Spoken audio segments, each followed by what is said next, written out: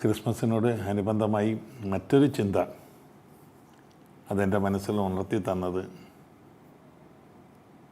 കാലം ചെയ്ത പാറേക്കാട്ടിൽ പിതാവാണ്. ഒരിക്കൽ അദ്ദേഹത്തെ അരമനയിൽ പോയി കണ്ടു. ഞാനൊരു പത്രപ്രവർത്തകനായി പരിശീലനം നേടുന്ന കാലഘട്ടത്തിലാണ്. അപ്പോൾ അദ്ദേഹം പറഞ്ഞു, ഞാനും പത്രപ്രവർത്തന രംഗത്തിൽ എൻ്റേതായൊരു ചെറിയ യാത്ര നടത്തിയിട്ടുള്ള ആളാണ്. പലതും പറയുന്ന കൂട്ടത്തിൽ അദ്ദേഹത്തിൻ്റെ മേശപ്പുറത്ത് ഉണ്ണീശോയുടെ തിരുക്കുടുംബത്തിൻ്റെ ചിത്രമുണ്ടായിരുന്നു. ഉണ്ണീശോയുടെയും മാതാവിൻ്റെയും യോസേപ്പ് പിതാവിൻ്റെയും ശിരസ്സിന് ചുറ്റും ഒരു മാലവൃത്തം, പരിവേഷത്തിൻ്റെ ഒരു ഹാലോ. അപ്പോൾ ഞാനതിലേക്ക് ഇങ്ങനെ സസൂക്ഷ്മം നോക്കുന്നു. ഭിത്തിയിലുള്ള പത്രോസ്ലീഹയുടെ ചിത്രത്തിൻ്റെ ശിരസ്സിന് മുകളിലും ആ വൃത്തമുണ്ട്.